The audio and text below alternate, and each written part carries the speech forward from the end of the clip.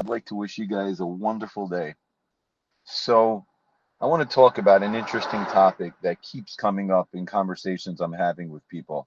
As I mentioned the other day, somebody seemed to be embarrassed of their past when I felt they should be proud of who they've become. Yesterday, a very similar topic came up again. I was discussing the idea of keeping Sabbath.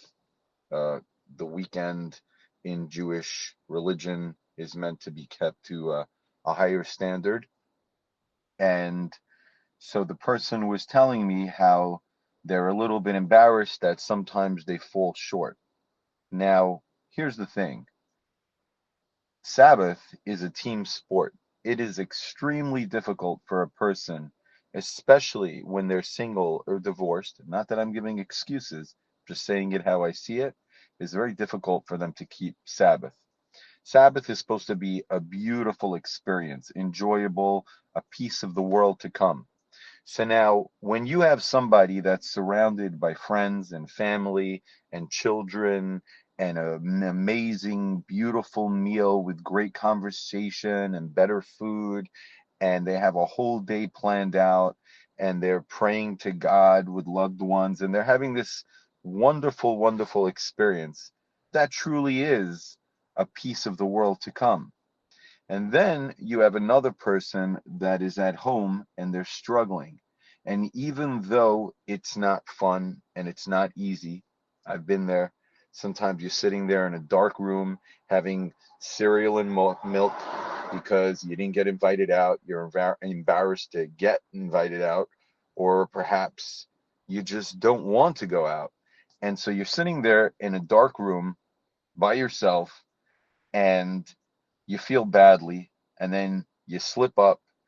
Either you end up just putting the TV on, or whatever it is a person does, and afterwards they feel tremendous guilt because they didn't keep Shabbos, they didn't keep Shabbat, they didn't keep Sabbath.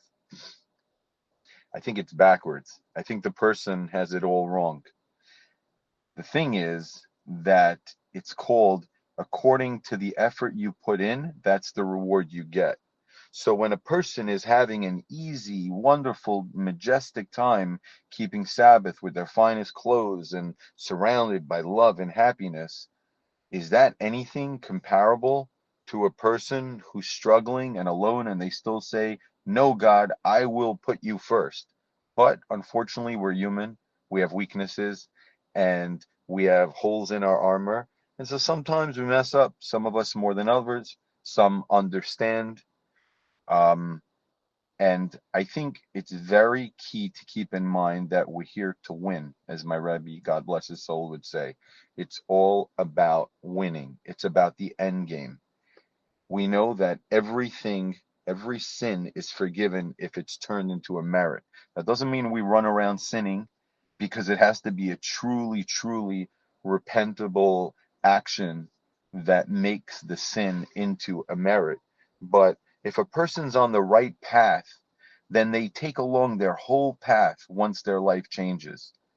And so a person has to know that whether they were a troublemaker in their youth or sometimes they mess up currently, they have to be proud of themselves.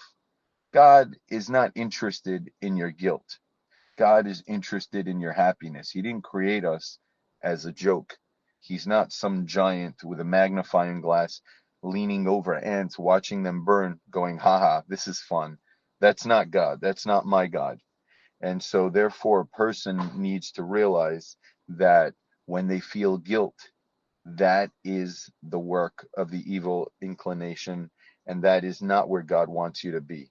Should you sin? No. Should you aspire to be a better person? Absolutely. But where's the real challenge? Not in your actions, but in your emotions. You need to train yourself to be proud of yourself, to be happy with who you are, and to accept yourself. Life's biggest challenge. Once we accomplish that, we can bust through that door to the other side of full time happiness and joy. Hope you guys have a great day. Looking forward to hearing your feedback. Whether you agree or not, I'd always love to hear. You know how to find me. Thanks.